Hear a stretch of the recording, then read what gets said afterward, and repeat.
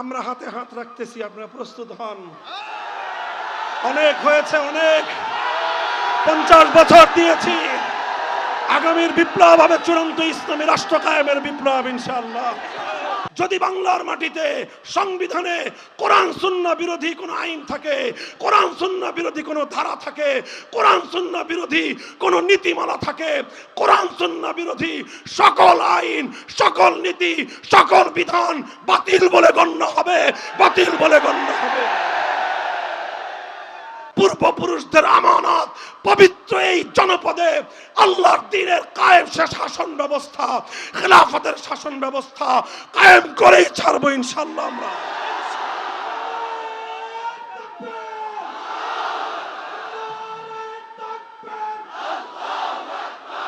এই বাংলার জমিনে যে অভ্যুত্থান হয়েছে, সে অভ্যুত্থানের পরে এদেশের মানুষ অধীর আগ্রহে অপেক্ষা করছে শুধু ফ্যাসিবাদ নয়, কোরআন বিরোধী, ইসলাম বিরোধী সকল অপশক্তি বাংলার মাটি থেকে চিরতরে উৎখাত হবে ইনশাআল্লাহ।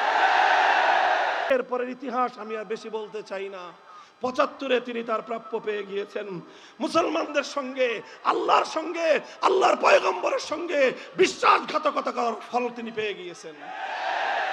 তারপর অনেক পরিবর্তন এলো, কেউ কেউ কিছু পরিবর্তন করার চেষ্টা করলেন।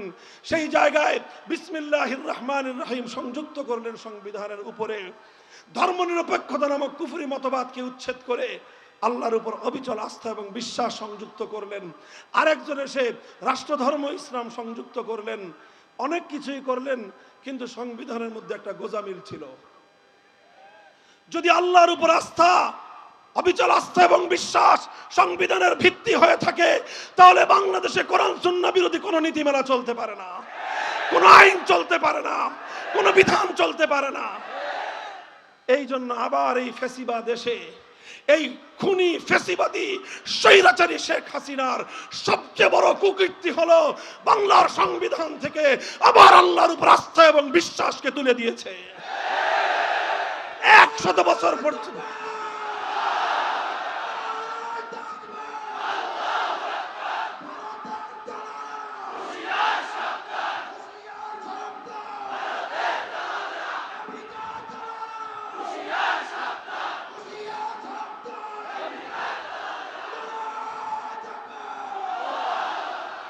মুহতারাম হাজিরিন, এই সংবিধানের মধ্যে সংসদকে, জনগণকে এবং জনগণের প্রতিনিধি হিসাবে জাতীয় সংসদকে সেই ক্ষমতা দেয়া হয়েছে যেই ক্ষমতা একমাত্র আল্লাহর জন্য নির্ধারিত।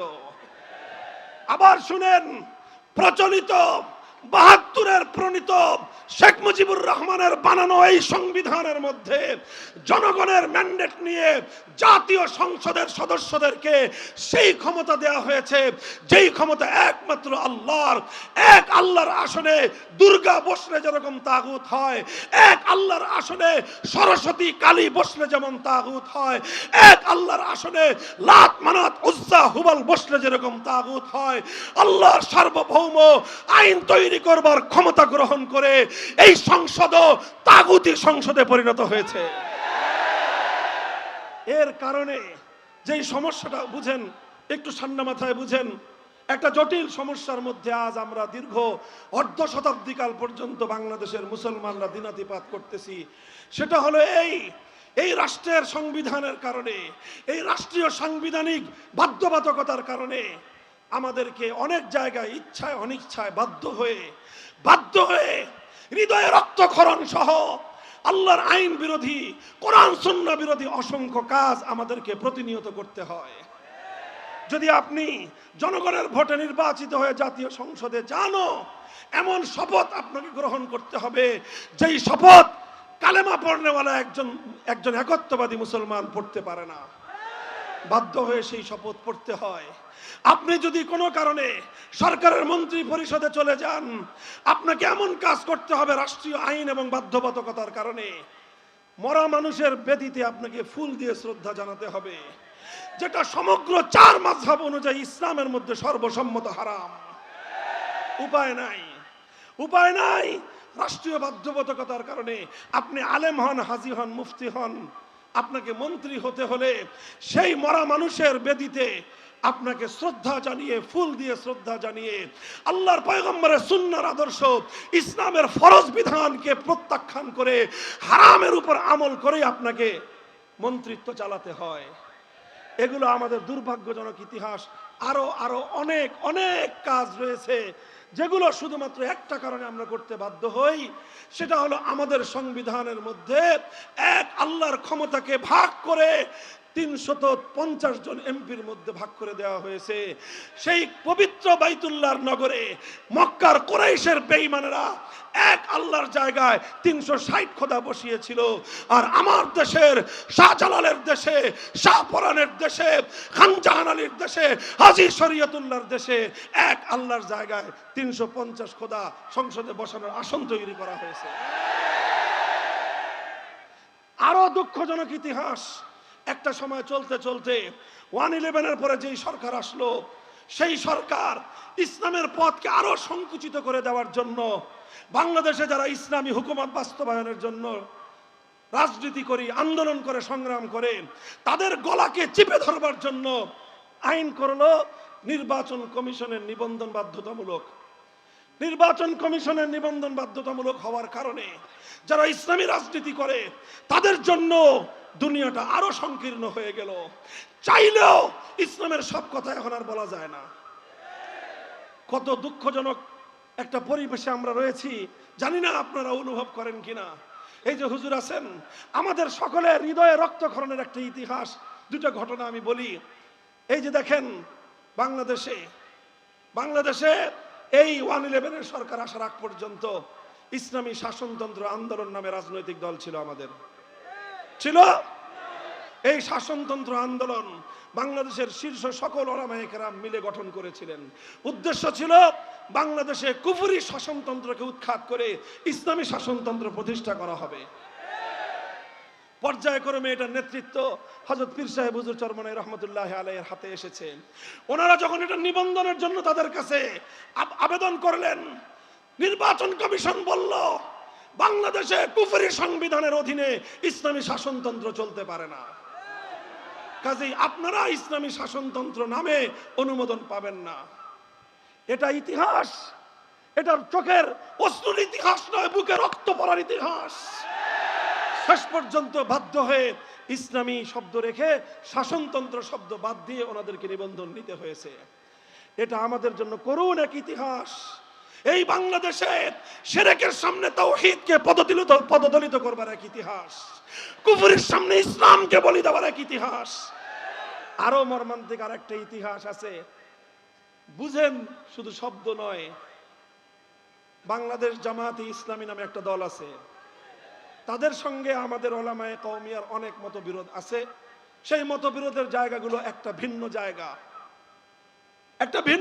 কিন্তু একটা জায়গায় আমরা সকলে একমত, সেটা হলো আল্লাহর জমিনে আমরা আল্লাহর হুকুমত চাই। আমরা আল্লাহর জমিনে ইসলামী হুকুমত চাই। এই বাংলাদেশ জামায়াতে ইসলামীকে বাংলাদেশের সর্বোচ্চ আদালত হাইকোর্ট থেকে তাদের নিবন্ধন বাতিল করে দিল। কেন বাতিল করলো? ৭১ সালের তাদের বিতর্কিত ভূমিকার কারণে না, ৭১-এর মুক্তিযুদ্ধের ভূমিকার কারণে নয়। তাহলে কেন? আম্বিয়া একরামকে মাসুম মানে না, সাহাবা একরামকে মেয়ারে হক নিয়ে তাদের আলোচনা আছে, এই কারণে না, এই সকল কারণে নয়। বাংলাদেশ জামায়াতে ইসলামীর নিবন্ধন বাতিল ঘোষণা করেছিল হাইকোর্ট শুধু এই কারণে যে তাদের সংবিধানে আল্লাহর সার্বভৌম ক্ষমতার কথা বলা হয়েছে, তাদের সংবিধানে তাওহীদের কথা আছে। অর্থাৎ আদালত বলতে চায় বাংলাদেশে শিরকের রাজতন্ত্র চলবে, শিরকের তন্ত্র চলবে, বাংলাদেশে কুফরি সংবিধান চলবে, আল্লাহর সার্বভৌমত্বের কথা বলা যাবে না। বলেন, এই ঘটনার পরেও এদেশের লক্ষ লক্ষ মুসলমান এখন আমরা মাটির উপর দিয়ে বিচরণ করি। এটা আমাদের জন্য অনেক বড় একটা কষ্টের বিষয়, হৃদয় বিদারক একটা বিষয়। আপনারা হৃদয় দিয়ে অনুভব করেন কিনা আমি জানি না। বলবেন, হুজুর এই সকল পেশাল কেন পারতেছেন? এই ইসলামী সম্মেলনে রাজনৈতিক আলাপ কেন করেন? দেখেন, আমি সেই ইসলামকে বিশ্বাস করি যে ইসলাম মুকাম্মাল নিজামে হায়াত, যে ইসলাম কমপ্লিট কোড অফ লাইফ, যে ইসলাম রাজনীতি এবং রাষ্ট্র ছাড়া পূর্ণাঙ্গ হতে পারে না। কাজেই রাজনীতির আলাপ আমাদের কথায় আসবেই, রাষ্ট্র ব্যবস্থায় কুফরি সংবিধানের বিরুদ্ধে আমাদের বলতেই হবে, আমরা বলতেই থাকবো। হয়তো আমরা আল্লাহর জমিনে আল্লাহর খেলাফত কায়েম করব, না হয় শাহাদাতের রক্ত দিব, শাহাদাতের রক্ত দেব আমরা।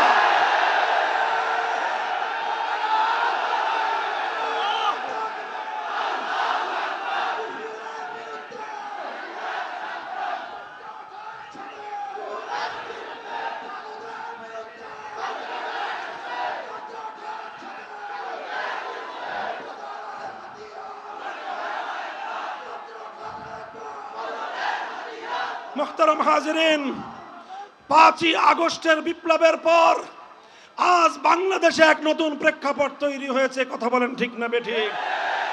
আমার যুব এবং তরুণ প্রজন্ম রক্ত দিয়ে যেই স্বাধীনতা এনেছে, সেই স্বাধীনতার তাৎপর্য উপলব্ধি করতে হবে। সেই স্বাধীনতার অন্যতম তাৎপর্য 5ই আগস্টের বিপ্লবের অন্যতম পদক্ষেপ ছিল টেকনাফ থেকে তেতুলিয়া গোটা বাংলাদেশকে শিরকের মূর্তি থেকে, শিরকের প্রতীক মূর্তি থেকে মুক্ত করা। শুধু এই মুর্দা মূর্তি খেদায়ে, শুধু মরা মরা মূর্তি খেদায়ে তাওহীদের বিজয় আসবে না। হ্যাঁ, মরা মূর্তি যেভাবে আমরা বিতাড়িত করেছি, জিন্দা মূর্তিও বিতাড়িত করতে হবে। আজ বাংলাদেশের সকল ক্ষেত্রে, জাতীয় ক্ষেত্রে সবচেয়ে আলোচিত ইস্যু হলো সংবিধান সংস্কার। সংবিধান সংস্কার, সংবিধান সংস্কার। আমরা স্পষ্ট ভাষায় আমাদের দাবি তুলতে চাই। নানা রকম সাহিত্যপূর্ণ ভাষায় মারপেচের অনেক আলাপ আলোচনা আছে, এগুলো যারা টেবিলে বলবেন টেবিলে বলেন, ফাইলে লিখে লম্বা লম্বা প্রজেক্ট আমরা জমা দিব, লম্বা লম্বা প্রস্তাব পত্র আমরা জমা দিব, অনেকে জমা দিয়েছি, সব ঠিক। কুফরি ধারাগুলোর কারণে বাধ্য হয়েও আমাদের ওলামায়ে কেরামকে, ইসলাম প্রিয় জনতাকেও নানা সময়ে ইসলাম বিরোধী অনেক কার্যকলাপ বাধ্য হয়ে করতে হয়। আমরা আর এই অভিশপ্ত ধারায় থাকতে চাই না। আমরা চাই এবার আমাদের সংবিধানে একটা সংশোধনী আসবে, আর সেই সংশোধনীটা শব্দ যাই হোক তার মর্মার্থ এটাই হবে, যদি বাংলার মাটিতে সংবিধানে কোরআন সুন্নাহ বিরোধী কোনো আইন থাকে, কোরআন সুন্নাহ বিরোধী কোনো ধারা থাকে, কোরআন সুন্নাহ বিরোধী কোনো নীতিমালা থাকে, কোরআন সুন্নাহ বিরোধী সকল আইন, সকল নীতি, সকল বিধান বাতিল বলে গণ্য হবে, বাতিল বলে গণ্য হবে। এই রকম একটা সংশোধনী আমরা চাই, যেই সংশোধনীর মাধ্যমে আইন তৈরি করবার সার্বভৌম ক্ষমতা মহান আল্লাহর জন্য সংরক্ষিত থাকবে, আর আল্লাহর আইনের বিরুদ্ধে কোনো আইন মুসলমানদের বাংলাদেশের সংবিধান অনুযায়ী সংবিধান সম্মত হতে পারবে না। এটা বলতেছি, ভালোই ভালোই বলতেছি, এটা নিয়ে সদয় বিবেচনা করেন, জাতির কল্যাণ হবে। আমি আপনাদেরকে আরেকটা কথা বলি, এই যে দেখেন আগস্ট এবং জুলাই এবং আগস্টের বিপ্লব হলো, এই বিপ্লবে কিন্তু 18 কোটি মানুষের মধ্যে 9 কোটি মানুষকে রাস্তায় নামতে হয় নাই। নামতে হয়েছে কয় লক্ষ? সারা দেশ মিলে সর্বোচ্চ 1 কোটি মানুষ রাস্তায় নেমেছে, বাকিরা তাদের সমর্থনে ছিল। হয়তো 1 কোটিও না, হয়তো 50 লক্ষ বা 20 লক্ষ মানুষ নেমেছে, ফ্যাসিবাদের বিদায় হয়েছে। এবার আমাদেরকে প্রস্তুতি নিতে হবে। এই 5ই আগস্টের বিপ্লবকে আমি মনে করি এটা ইসলামী বিপ্লব নয়, তবে এটা ইসলামী বিপ্লবের সূর্যোদয়ের আগের সুবহে সাদেক। সুবহে সাদেক উদিত হওয়ার পর যেরকম গোটা দেশ বিশ্বের মানুষ অধীর আগ্রহ নিয়ে অপেক্ষা করে, আর কিছুক্ষণ পরে সূর্যের উদয় ঘটবে, রাতের অন্ধকার অমানিসা দূর হবে, ঠিক তদ্রূপ 5ই আগস্টের মূর্তি বিরোধী বিপ্লবের পরে, ফ্যাসিবাদের উৎখাতের পরে এই বাংলার জমিনে যে অভ্যুত্থান হয়েছে, সে অভ্যুত্থানের পরে এদেশের মানুষ অধীর আগ্রহে অপেক্ষা করছে শুধু ফ্যাসিবাদ নয়, কোরআন বিরোধী, ইসলাম বিরোধী সকল অপশক্তি বাংলার মাটি থেকে চিরতরে উৎখাত হবে ইনশাআল্লাহ।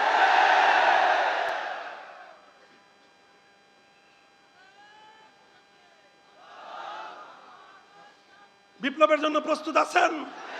এই প্রস্তুতি নেন ইনশাআল্লাহ। সম্ভাবনা, এক নতুন সম্ভাবনার দুয়ার উন্মোচিত হয়েছে। শুধু মাদ্রাসার ছেলেরা নয়, মাদ্রাসার ছাত্র তো রিজার্ভ ফোর্স, এটা তো রিজার্ভ ফোর্স, চূড়ান্ত সময়ে কাজে লাগবে ইনশাআল্লাহ। স্কুলের ছেলেরা, কলেজ ইউনিভার্সিটির ছেলেরা তাওহীদকে ধারণ করার জন্য প্রস্তুত হয়ে আছে। বুকের মধ্যে তাদের রক্ত জমাট বেঁধে আছে।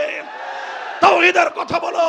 আল্লাহর জমিনে আমরা আর কুফরি সংবিধান দ্বারা শাসিত হতে চাই না। এরপরেও যদি সংস্কারের মাধ্যমে আমাদের এই সাংবিধানিক কুফর থেকে মুক্তির ব্যবস্থা না করা হয়, অচিরে একটা ডাক আসবে। সে ডাক হবে শাহাদাতের ডাক, সে ডাক আসবে ইসলামী বিপ্লবের ডাক। সে বিপ্লবে শহীদ ঈদগাহে রক্ত দেওয়ার জন্য জমায়েত হতে হবে।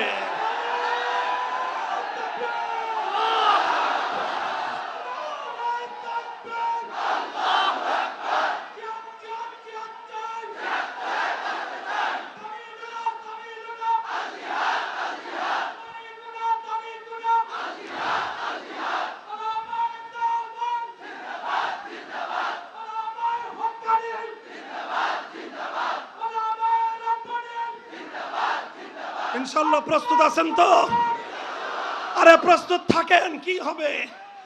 জন্মেছি একবার, মরবো কয়বার? আরে শহীদ আবু সাঈদ বুক পেতে দিল জালিমের বুলেটের সামনে, বুলেট আঘাত করলো, তার প্রাণ প্রদীপ নিভে গেল, কিন্তু আবু সাঈদ মরে যায় নাই। আবু সাঈদরা মরে না, বরং জীবন গিয়েছে, জীবনের দ্বারা সে অমর হয়ে আছে। যদি একটা ফেসিবাদের বিরুদ্ধে জীবন দিয়ে যদি সে অমর হতে পারে, আলহামদুলিল্লাহ। আবু সাঈদের কবরের পাশে ইসলামের মার্কাজ প্রতিষ্ঠিত হচ্ছে। উলামায়ে উম্মত সে দায়িত্ব পালন করছেন। ইনশাআল্লাহ এভাবে 2000 তাজা রক্তের বিনিময়ে যেভাবে বাংলার মাটি থেকে নব্য গৌর গোবিন্দকে উৎখাত করা হয়েছে, আবার যদি আমরা প্রস্তুত হয়ে আরেকবার মাঠে নামতে পারি, শাহজালালের সোনার বাংলা গড়ে উঠবে ইনশাআল্লাহ। শহীদ ঈদগাহে জমায়েত হওয়ার জন্য প্রস্তুত হও। নিজেদেরকে সব দিক থেকে প্রস্তুত করো। গোটা জাতিকে নেতৃত্ব দেওয়ার যোগ্যতা অর্জন করো। জাতির সঙ্গে একাকার হয়ে মিশে যাওয়ার সেই যোগ্যতা অর্জন করো। ইনশাআল্লাহ আগস্ট বিপ্লবে যেরকম বিভেদের সমস্ত দেয়ালগুলো গুড়িয়ে দিয়ে স্কুল কলেজ ইউনিভার্সিটির মাদ্রাসার ছাত্ররা এক কাতারে দাঁড়িয়ে গিয়েছিলেন চূড়ান্ত ইসলামী বিপ্লবের জন্যও, গোটা বাংলার মাটি থেকে এভাবেই আল্লাহর দ্বীনের সৈনিকেরা আবার রাজপথে নেমে আসবে ইনশাআল্লাহ। আগামীর বাংলাদেশ হবে ইসলামের বাংলাদেশ, আগামীর বাংলাদেশ হবে খেলাফতের বাংলাদেশ। সেজন্য আমাদেরকে প্রথমে রাতের অন্ধকারে চোখের অশ্রু দিতে হবে, দিনের বেলায় পরিশ্রম করে ঘাম ঝরাতে হবে। এ রক্ত, এই চোখের অশ্রু আর ঘাম যখন জমাট বাঁধবে, সেখানে থেকে রক্ত তৈরি হবে। আর সেই রক্তের নজরানা দিয়ে শাহাদাতের বিনিময়ে লক্ষ কোটি প্রাণের প্রয়োজন হলে লক্ষ কোটি প্রাণ দিয়ে হলেও পূর্বপুরুষদের আমানত পবিত্র এই জনপদে আল্লাহর দ্বীনের কায়েম শাসন ব্যবস্থা, খেলাফতের শাসন ব্যবস্থা কায়েম করেই ছাড়বো ইনশাআল্লাহ আমরা।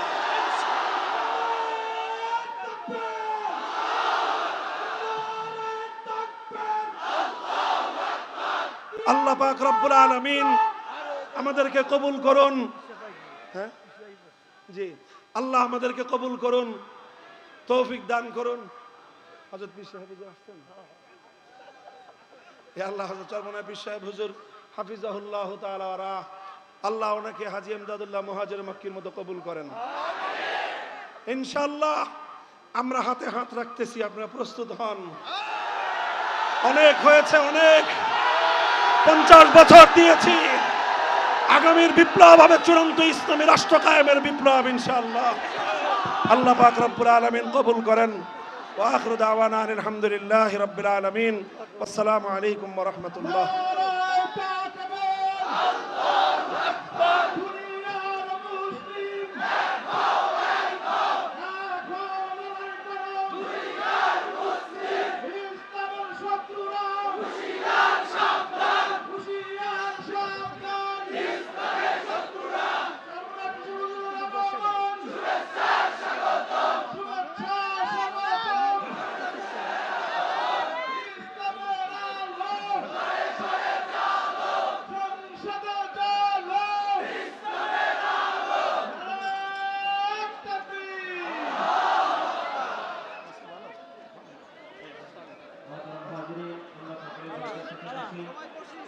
বরিশাল বিভাগীয় কওমি মাদ্রাসা ঐক্য পরিষদের উদ্যোগে আজকের ইসলামী মহাসম্মেলনের সর্বশেষ আলোচক হিসেবে হযরত পীর সাহেব হুজুর করমরায় চলে এসেছেন। তিনি সংক্ষিপ্ত আলোচনা করবেন। হুজুরের দোয়া করার আগে আমরা কেউ বের হব না এখান থেকে ইনশাআল্লাহ। ইনশাআল্লাহ হযরতের দোয়ার পরে